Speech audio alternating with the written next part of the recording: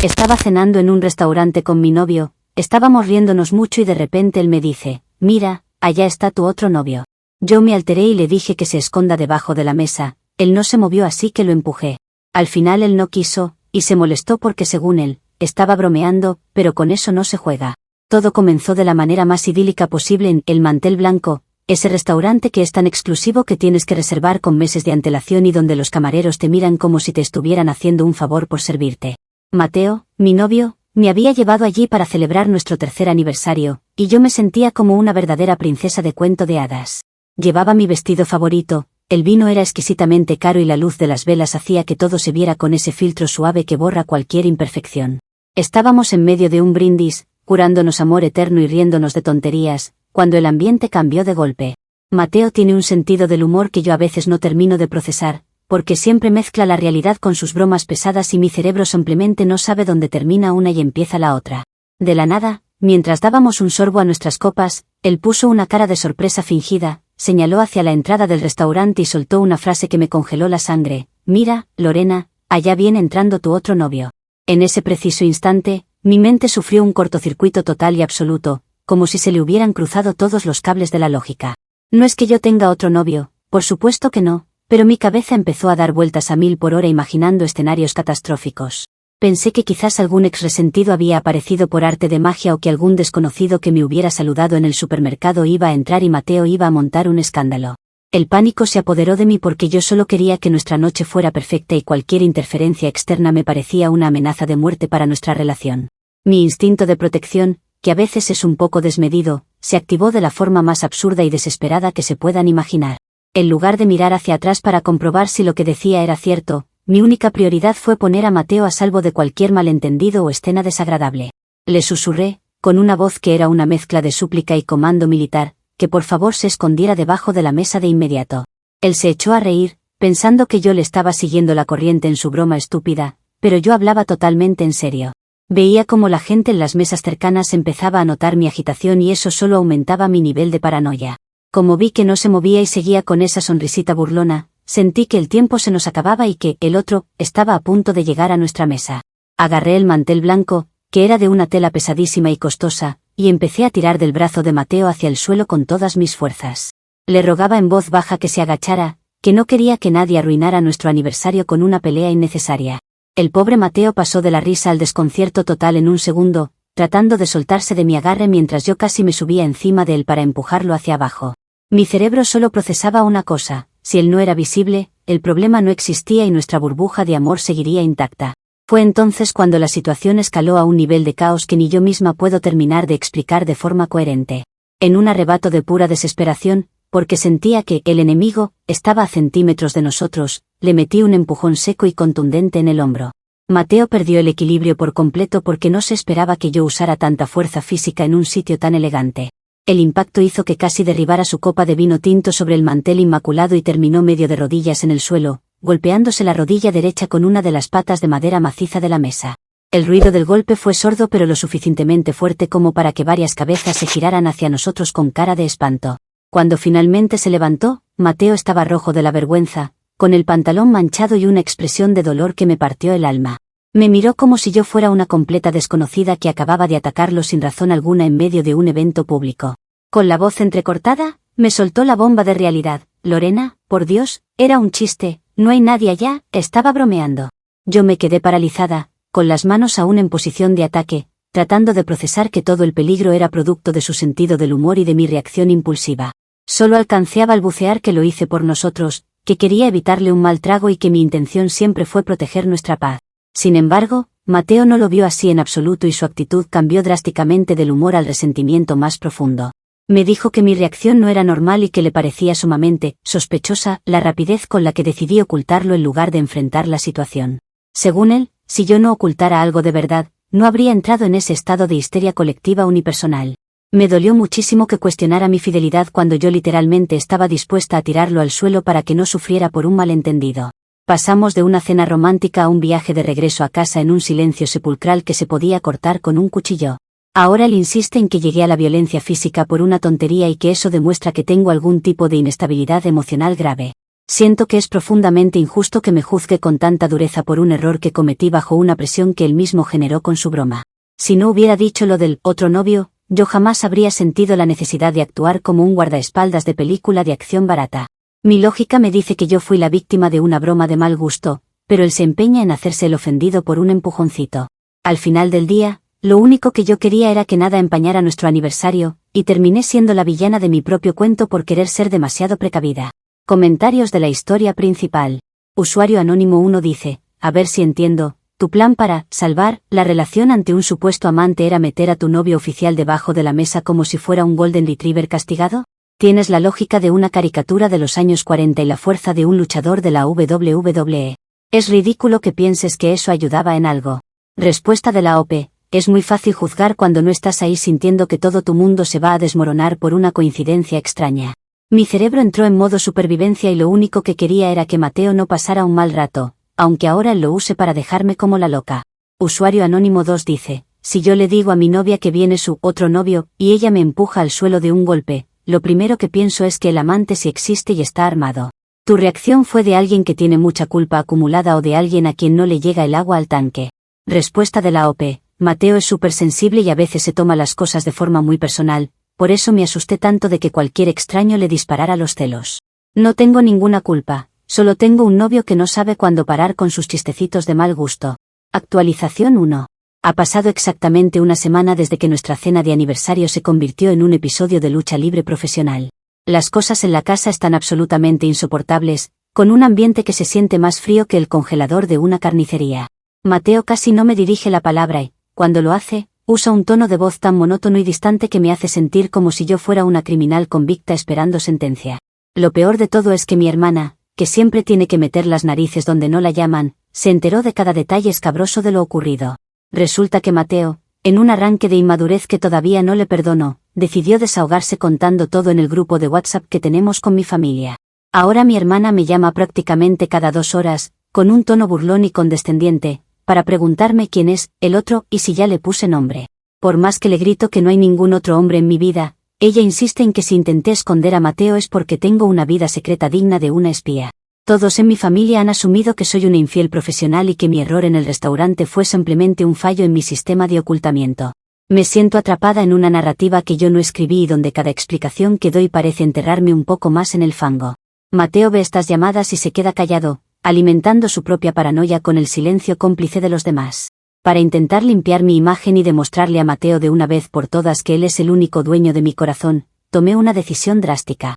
Decidí que debía eliminar cualquier mínima sombra de duda, así que borré a todos los contactos hombres de mi teléfono de forma permanente. Borré desde excompañeros de la universidad hasta a mi primo Jorge, porque no quería que Mateo viera un nombre masculino y su cerebro empezara a inventar historias. Pensé que este sacrificio supremo de mi vida social le daría la seguridad que supuestamente le quité con mi empujón en el restaurante. Me pasé toda una tarde seleccionando contactos y dándole a eliminar, con la esperanza de que eso fuera el bálsamo que nuestra relación necesitaba. Cuando por fin terminé, me acerqué a él con toda la ilusión del mundo y le mostré mi lista de contactos limpia de cualquier presencia masculina. Esperaba que me abrazara, que llorara de emoción por mi gesto y que por fin entendiéramos que todo fue un malentendido tonto. Sin embargo, su reacción fue como un balde de agua helada, se limitó a mirarme con una ceja levantada y me soltó una frase hiriente. Me dijo que borrar a todos es exactamente lo que haría alguien que está ocultando algo muy grave y que tiene miedo de ser descubierto. Me puse a llorar de pura impotencia porque siento que no importa lo que haga, siempre encuentra la forma de retorcer mis actos de amor. Incluso tuve el detalle de comprarle una rodillera de gel de última tecnología para el golpe que se dio contra la pata de la mesa aquella noche. Quería que viera que su salud física me importa tanto como nuestra salud emocional, pero él simplemente la dejó tirada en el sofá sin sacarla del empaque. Me dice que la rodillera es solo un recordatorio de que su novia perdió la cabeza y lo agredió frente a 50 personas en un lugar público. Siento que estoy tratando de construir un puente de oro mientras él se dedica a poner dinamita en cada uno de los pilares con su actitud cerrada. Cada vez que intento arreglar las cosas, él usa mis esfuerzos para hundirme más en ese papel de novia tóxica que me ha colgado. Es agotador vivir con alguien que ha decidido que eres la villana de la historia y que no te da ni una sola oportunidad de redención. Yo solo soy una persona que actúa por impulsos protectoras y que a veces no mide las consecuencias de sus movimientos rápidos. Mi primo Jorge me escribió por Facebook preguntando por qué lo había bloqueado de WhatsApp y tuve que inventar que me habían hackeado el teléfono. Todo este caos es una bola de nieve que empezó con una broma pesada de Mateo y que ahora me está aplastando por completo. A veces me pregunto si él disfruta verme así de desesperada, tratando de probar una inocencia que nunca debería haber estado en duda. Comentarios de la actualización 1. Usuario Anónimo 1 dice, ¿borraste hasta a tu primo Jorge para demostrar fidelidad? Tienes la madurez emocional de una uva pasa y el razonamiento de una niña de 5 años. Eso no te hace ver inocente, te hace ver como alguien que está entrando en un brote psicótico por haber sido descubierta. Respuesta de la OP. Mi primo Jorge siempre me está dando like a fotos de hace 3 años y yo sabía que Mateo tarde o temprano iba a usar eso en mi contra. Fue una medida preventiva para que su cabecita dejara de maquinar cosas raras, pero ya veo que a la gente le encanta mal pensar. Usuario Anónimo 2 dice, la rodillera es la técnica de manipulación más vieja del libro. Te pego y luego te compro la medicina para quedar como la cuidadora y que yo me sienta culpable por estar enojado. Mateo no es tonto, se da cuenta de que estás tratando de tapar el sol con un dedo. Respuesta de la OP, me parece increíble que hasta comprar un artículo de salud sea visto como algo malvado por ustedes, gente de Reddit. Me preocupa que se haya lastimado por mi culpa. ¿Ahora resulta que ser una novia atenta también es un pecado? Hey chismesaurios, ¿sabían que más de la mitad de personas que ven mis videos no están suscritas? Por favor, si les gusta este contenido, apóyenme con una suscripción. Y de paso déjenme un like y un comentario para saber que les está gustando este video. Dicho eso, volvemos. Actualización 2. Ha pasado ya un mes completo desde aquel desastre en el restaurante y siento que mi vida se ha convertido en un reality show de suspenso constante. Como mis intentos anteriores de demostrar lealtad fallaron estrepitosamente, decidí cambiar de estrategia y convertirme en un libro abierto, literalmente. Instalé una aplicación de rastreo satelital en mi teléfono y le obligué a Mateo a que tuviera el código de acceso a todas mis redes sociales y correos. Pensé que si él podía ver mis movimientos cada segundo del día, su inseguridad desaparecería y volveríamos a ser la pareja feliz que solíamos ser. Sin embargo, el destino parece tener un sentido del humor tan retorcido como el de mi novio y todo se complicó por una distracción insignificante. Un martes por la tarde, mi coche decidió que era un buen momento para no arrancar, así que una compañera de trabajo se ofreció amablemente a traerme a casa. En medio de las risas y la charla sobre la oficina, me olvidé el teléfono en el asiento del pasajero de su auto sin darme cuenta. Ella vive en un sector que está al otro lado de la ciudad, en una zona de edificios nuevos que yo ni siquiera conocía bien. Mientras yo estaba en casa cocinando una cena especial para Mateo, él estaba monitoreando mi GPS y vio que mi ubicación figuraba en una dirección totalmente desconocida. No me llamó, no me preguntó nada, simplemente dejó que su imaginación volara hacia los escenarios más oscuros y destructivos posibles. Cuando escuché el ruido de la puerta, salí emocionada a recibirlo, pero me encontré con una imagen que me detuvo el corazón. Mateo estaba allí con sus maletas hechas. Me gritó que ya no podía seguir con esto, que el GPS no mentía y que claramente yo estaba teniendo encuentros en apartamentos desconocidos mientras él trabajaba. Traté de explicarle lo del coche, lo de mi compañera y el olvido del teléfono, pero él simplemente me miraba con una expresión de asco absoluto. Me dijo que siempre tengo una explicación extraña o una historia rebuscada para justificar mis actos y que ya no tiene fuerzas para seguir creyendo en mis cuentos chinos. Fue en ese momento de desesperación absoluta, viendo cómo el amor de mi vida se alejaba por la puerta, cuando se me ocurrió una idea brillante para salvar la situación. Le solté, con lágrimas en los ojos, que la verdadera razón por la que me asusté tanto en el restaurante fue porque ese día había visto a un hombre siguiéndome. Me inventé que un acosador me estaba acechando y que, cuando él bromeó con lo del otro novio, yo pensé que el tipo había entrado al local para atacarnos. Le dije que mi empujón no fue por culpa, sino un acto de amor heroico para que él se agachara y no recibiera un posible disparo o ataque por protegerme. Me sentí como una guionista de Hollywood creando la coartada perfecta para justificar mi comportamiento errático de las últimas semanas. Mateo se quedó en silencio durante mucho tiempo, procesando esta nueva verdad que yo le acababa de entregar con tanto drama.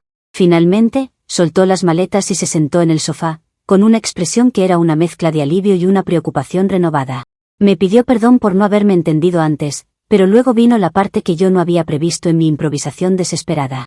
Me dijo que, si realmente hay un acosador suelto, no podemos quedarnos de brazos cruzados y que necesita el nombre o una descripción detallada para ir a la policía mañana mismo.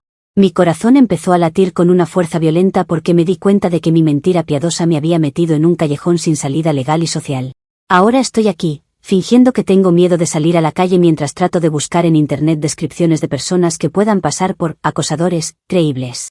Siento que todo este desastre es, en última instancia, culpa de Mateo por ser tan desconfiado que me obliga a inventar estas cosas para mantener la paz. Si él simplemente hubiera aceptado mi primer perdón, yo no tendría que estar ahora mismo planeando cómo evadir una denuncia policial falsa. Cada paso que doy para salvar nuestra relación parece hundirme en una red de engaños de la que no sé cómo salir sin quedar como una loca. Pero bueno, al menos las maletas están deshechas y él durmió en casa anoche, lo cual es una victoria aunque sea a base de fantasías. Comentarios de la actualización 2. Usuario anónimo 1 dice, ¿un acto de amor heroico empujarlo bajo la mesa para que no le diera un posible disparo? De verdad que tu imaginación no tiene límites, pareces la protagonista de una película de comedia barata de domingo por la tarde. Lo peor es que crees que alguien con 2 dedos de frente se va a tragar ese cuento del acosador fantasma. Respuesta de la OP, ustedes no saben lo que es vivir con el miedo constante de ser juzgada por cada respiración que das. Mi instinto de protección es irracional porque mi amor por Mateo es irracional, y en ese momento de peligro ficticio, mi prioridad era su vida, no la lógica. Usuario anónimo 2 dice, detén esto ahora mismo antes de que termines en la cárcel por hacer una denuncia falsa a la policía. Dile la verdad a Mateo de una vez, dile que eres una mentirosa compulsiva y que necesitas terapia urgente, porque esto del acosador va a terminar muy mal para ti. Respuesta de la OP, la verdad no sirve para nada cuando tienes a un hombre que ya decidió que eres culpable de antemano. A veces una mentira bien estructurada es el único pegamento que puede mantener unidos los pedazos de una relación rota por la desconfianza ajena. Actualización 3. Ha pasado una semana más y, como era de esperarse, mi castillo de naipes se derrumbó de la forma más estrepitosa y humillante posible. Mateo, que se tomó el papel de protector muy en serio después de mi historia del acosador, decidió actuar por su cuenta sin consultarme absolutamente nada. En su afán por ser el héroe que me salvaría del peligro imaginario, llamó al restaurante El Mantel Blanco para hablar con la administración. Su plan era conseguir las grabaciones de las cámaras de seguridad de la noche de nuestro aniversario para identificar al supuesto tipo que me estaba siguiendo. Yo nunca pensé que él llegaría tan lejos, asumiendo que el restaurante simplemente ignoraría una petición así después de tanto tiempo. Sin embargo, el gerente del lugar resultó ser una persona con una memoria fotográfica para los incidentes desagradables que ocurren en su establecimiento. Cuando Mateo le explicó la situación, el hombre le dijo directamente que recordaba perfectamente nuestra mesa porque fue un incidente vergonzoso que incomodó a los demás comensales. El gerente fue tajante, no había ningún hombre extraño, ningún acosador, ni nadie sospechoso cerca de nosotros esa noche. Le dijo a Mateo que lo único que captaron las cámaras fue a una mujer agrediendo físicamente a su pareja sin ninguna provocación externa visible, aparte de una conversación normal. El mundo se me vino abajo cuando Mateo llegó a casa con esa información, con una mirada que ya no era de preocupación, sino de una furia gélida. Me gritó que no solo era una mentirosa patológica, sino que lo estaba tratando como a un completo idiota frente a extraños. Lo que yo usé como mi última carta para que no se fuera la historia del acosador terminó siendo la prueba definitiva de que mi estabilidad mental está por los suelos. Intenté, de forma patética, decirle que el gerente seguramente estaba confundido de mesa o que el acosador era un experto en camuflaje que las cámaras no detectaron. Pero Mateo ya no estaba para juegos ni para mis explicaciones delirantes, simplemente se tapó los oídos y me dijo que no quería escuchar ni una sola palabra más de mi boca. En ese momento supe que mi credibilidad había muerto y que ya no había mentira lo suficientemente grande para resucitarla. La situación escaló a un nivel familiar cuando Mateo, desesperado por lo que él llama mi comportamiento errático, llamó a mi madre para contarle todo el lío. Ahora mis propios padres, que siempre me habían visto como la hija perfecta aunque un poco distraída, piensan que estoy perdiendo el juicio por completo. Tuvimos una intervención telefónica donde me sugirieron que buscara ayuda profesional y que tal vez necesitaba medicación para controlar mis impulsos. Me sentí tan traicionada por Mateo, porque exponer mis vulnerabilidades ante mi familia me pareció un acto de crueldad innecesaria. Él dice que lo hace por mi bien, pero yo sé que es una forma de castigarme por haberlo dejado en ridículo ante el gerente del restaurante. Después de muchas horas de llanto y discusiones circulares, Mateo me puso una condición que me pareció la humillación final de este proceso. Me dijo que, para que él considere darnos una última oportunidad, tengo que admitir la verdad absoluta delante de todos nuestros amigos cercanos en la próxima reunión. Quiere que confiese que me inventé lo del acosador y que mi reacción en el restaurante fue producto de mis propias inseguridades tóxicas. Básicamente, quiere que haga una caminata de la vergüenza pública para limpiar su nombre y dejar el mío por los suelos. Es un precio altísimo que me obliga a pagar solo por un momento de pánico que, en el fondo, él provocó con su bromita de aniversario. Me siento como una mártir de mi propio amor, aceptando condiciones que pisotean mi dignidad solo para no perder la estructura de mi vida. Mis amigos ya me miran raro porque los rumores han empezado a correr, y saber que tendré que confirmarlos frente a ellos me da náuseas. Siento que Mateo está disfrutando este poder que ahora tiene sobre mí, usándolo para moldearme a su antojo bajo la amenaza del abandono. Es terriblemente injusto que un solo segundo de confusión en una cena carísima me haya llevado a este estado de servidumbre emocional. Pero aquí estoy, preparando mi discurso de confesión porque, a pesar de todo, la idea de estar sola me aterra mucho más que la idea de ser el hazmerreír del grupo. Comentarios de la actualización 3. Usuario anónimo 1 dice, me pasó exactamente igual con una ex que inventaba enfermedades para que no la dejara. Mi respeto para Mateo por llamar al restaurante y verificar las cosas por sí mismo. Es la única forma de lidiar con alguien que vive en una realidad paralela. Al final la verdad siempre sale a flote, por más manteles blancos que uses para taparla. Respuesta de la OP, mi situación no tiene nada que ver con enfermedades inventadas, yo lo hice por un impulso de amor y protección. Me parece muy triste que comparen un error momentáneo de juicio con una manipulación maliciosa, cuando yo solo quería salvar nuestra cena. Usuario anónimo 2 dice, te amo Mateo al 100%. Que te obligue a decir la verdad frente a todos es la mejor lección que te puede dar. O aprendes a ser honesta y a controlar tus impulsos violentos, o te quedas sola con tus acosadores imaginarios. Es hora de que asumas las consecuencias de tus actos sin victimizarte. Respuesta de la OP, ustedes son todos unos crueles que no entienden lo que es sentir que vas a perder a la persona que amas por una tontería. Nadie entiende lo difícil que es ser yo en este momento, teniendo que humillarme para mantener un poco de estabilidad en mi vida. Actualización 4. Han pasado 3 meses desde que mi vida se convirtió en una penitencia pública constante, aunque sigo con Mateo, nuestra relación se siente como una cáscara vacía y fría. Cumplí con el castigo que él me impuso, tuve que pararme en medio de una cena con todos nuestros amigos y decir, con la cara ardiendo de vergüenza, que me había imaginado cosas. Admití frente a 10 personas que me inventé la historia del acosador por puro estrés acumulado y que mi reacción violenta en el mantel blanco no tenía justificación alguna. Fue, sin lugar a dudas, la humillación más grande que he tenido que soportar en mis 28 años de vida, viendo cómo todos intercambiaban miradas de lástima y burla contenida. Desde ese día, mi estatus social ha cambiado drásticamente, ya no soy la Lorena divertida y exitosa, sino el bufón oficial del grupo al que nadie toma en serio. Ahora, cada vez que salimos a cualquier lugar público, Mateo se encarga de recordarme mi lugar con bromas que me clavan puñales en el ego. Si entramos a un café y alguien nos mira de más, él suelta un comentario tipo, ¿crees que ese es otro de tus acosadores, Lorena, o puedo quedarme sentado? Todos se ríen, celebrando su ingenio, mientras yo tengo que forzar una sonrisa y pretender que no me duele ser el blanco constante de su desprecio disfrazado de humor. He ganado la batalla de quedarme a su lado, dormimos en la misma cama y compartimos los gastos de la casa, pero siento que he perdido totalmente mi voz y mi respeto propio. Me he convertido en una versión sumisa de mí misma, alguien que camina sobre cáscaras de huevo para no dar ninguna razón que active su necesidad de recordarme lo loca que puedo llegar a ser. A veces me despierto en la madrugada, cuando el silencio de la habitación es tan pesado que me oprime el pecho, y me quedo mirando el techo fijamente. Inevitablemente, mi mente regresa a esa noche del aniversario y puedo sentir físicamente cómo el mantel blanco se arrugaba bajo mis dedos desesperados. Solo quería que estuviéramos bien, quería protegernos de cualquier sombra de duda que pudiera empañar nuestra felicidad, y terminé creando un monstruo de control que me devora un poco más cada día. Lo que más me duele no es el empujón en sí, del cual me arrepiento sinceramente por lo torpe que fue, sino el hecho de que él use ese error para tenerme bajo su dominio absoluto. Es como si hubiera firmado un contrato de culpabilidad eterna donde él tiene el derecho de humillarme cada vez que se siente aburrido o inseguro. A pesar de todo este dolor, me esfuerzo por convencer de que este es el precio que tengo que pagar por mi impulsividad y mi falta de lógica en momentos críticos. Trato de decirme que al menos sigo teniendo novio, que no estoy sola en mi apartamento enfrentando el juicio de mi familia por mi cuenta. Mateo me dice que me ama, pero es un amor que se siente como una cadena pesada que me arrastra hacia abajo cada vez que intento levantar la cabeza.